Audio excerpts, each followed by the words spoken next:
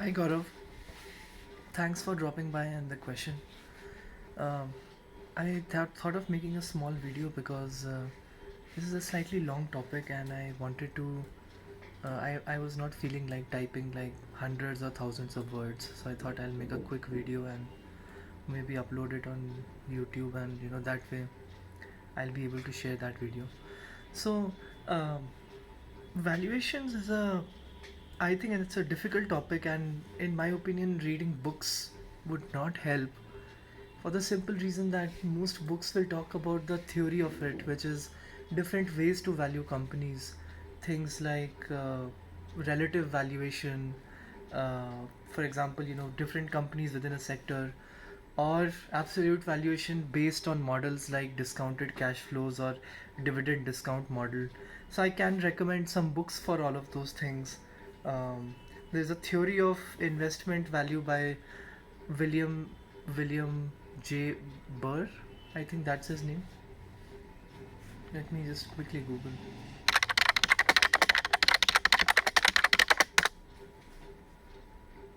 Yeah, sorry, John Burr Williams. John Burr Williams' Theory of Investment Value is a good book to understand the theory of valuations, what Buffett uses, and many people use discounted cash flows. There are many such theories you can find. I think the important thing is to understand how it works in practice, and for that, I really don't think there's any shortcut except for just reading about many companies. I would say reading as diverse a set of companies as possible.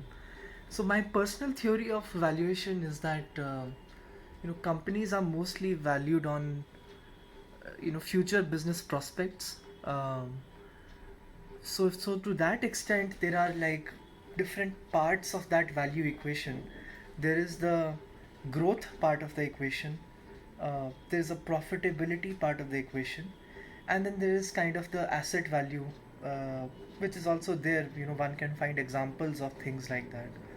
Um, so let's tackle the easiest one first, the uh, asset side of it, which is that if a company has tangible assets that are worth X, it makes sense for the company to trade above X.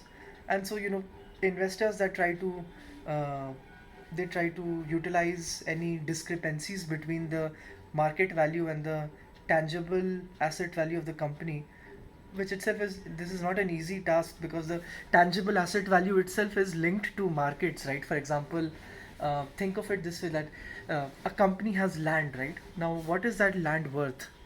That's not an easy question. We have to understand where the land is, what the real estate market is like, and all of those things. So uh, not that easy. We can't go by the value on the books of the company because all those assets would be valued at the purchase price, not at the current market price on the books. Things like land. So one easy example one can find here is Majesco.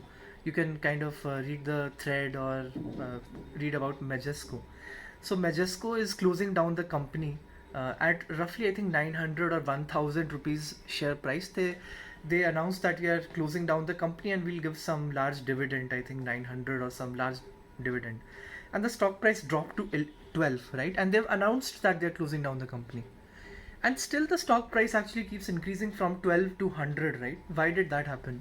Because it turns out they actually had not fully closed down the company. The dividend did not include some of the land that they owned in Bombay. And people figured out that that land is roughly worth 100 rupees per share. And so now the stock price keeps climbing up. Uh, let's just check out where it is.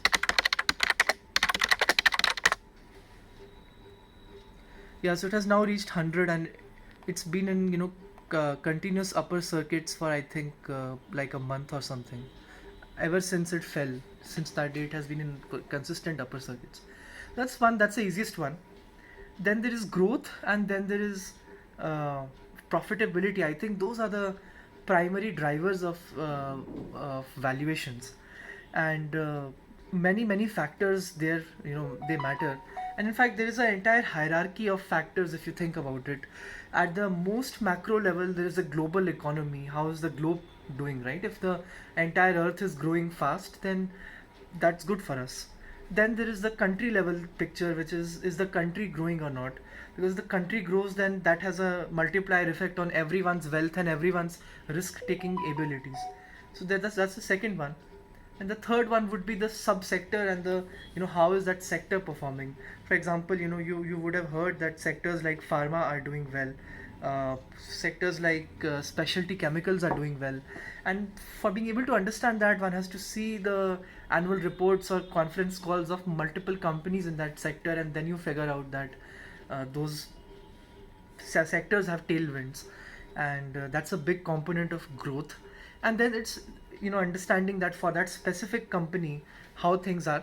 I think a lot of that is basically being able to understand the management commentary, doing some basic research on the inputs and outputs of the company, what's happening to those inputs and outputs. Like, those things help us understand the growth prospects of the company. And on that front, actually, there are many, many, many examples. uh, Easiest example would be something like Naveen Fluorine. So I would say, do read the thread there.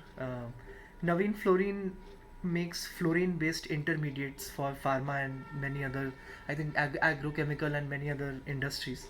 And all of, like, what people have said in their research reports, these big research houses, is that as a fraction of all new drugs, new chemical compounds that are filed as drugs, a large fraction of those actually have fluorine based APIs.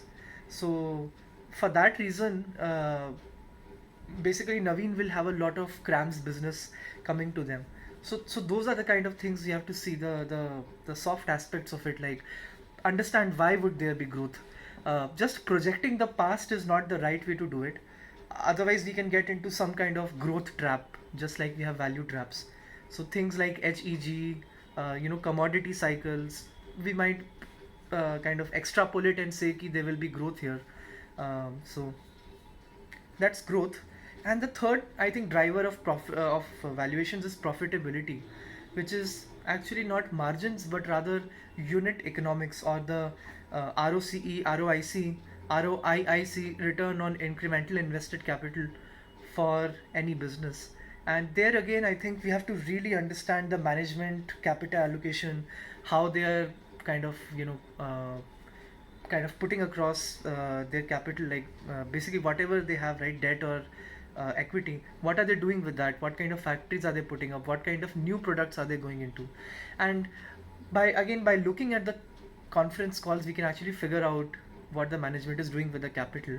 uh, One good example I have to share on that is a recent company that I'm researching, which is Maztec. They actually acquired Evosys, which was another growing company, yeah, recently. So there's this concept of, Warren Buffett has talked about this, a concept of bolt-on acquisitions, which is acquisitions that have helped the company because they're in a related but different areas. So it kind of expands the market for the company, the total addressable market, and in that way it complements. So, 1 plus 1 equals 3, or some kind of uh, resonance, right? Resonance, if you have heard that concept in chemistry. So there is resonance between the original company and the acquisition. So those we can, figure out if you read about it. Uh, Ivosys is doing Oracle Cloud based, ERP, what do you say, ERP cloud migration, basically. Taking business from on campus kind of cloud, where, things like SAP and Oracle both provide a on campus kind of a ERP cloud. Sorry, I mean, basically a ERP software that is on campus, and migrating that to the cloud. So all of it lives in the Oracle servers, and they are facilitating that migration. So that was the business that Evosys did, and Maztec itself does basic IT kind of thing, where, digital transformation. They'll take any business and kind of transform it digitally, many aspects of it, many facets of it, digital commerce, um, creating applications, bespoke applications as per client needs, all of that. So both of them actually, if you think about it, are actually kind of complementary to each other, or they're resonant with each other. So that was a very good acquisition that they did. And in fact, Aztec, Evosys has much better margins as well. The unit economics are also better, the growth is also better actually for Evosys. So that was a remarkable acquisition that they did. I think we have to figure out the management actions and figure out what they're doing. I think those are the three primary drivers of valuations. Um, there are some other small factors like scarcity premium, the type of shareholders, but I don't think those are very important factors. So in conclusion, I would say try to read about as many companies as possible, and I would also suggest checking out some good YouTube channels. For example, there's this other investor. His name is Ish Mohit. He's a very good investor. Does a lot for the community by making very very good videos. I would say each and every video of his is like pure gold. Check out all of those videos. That's all I have to say.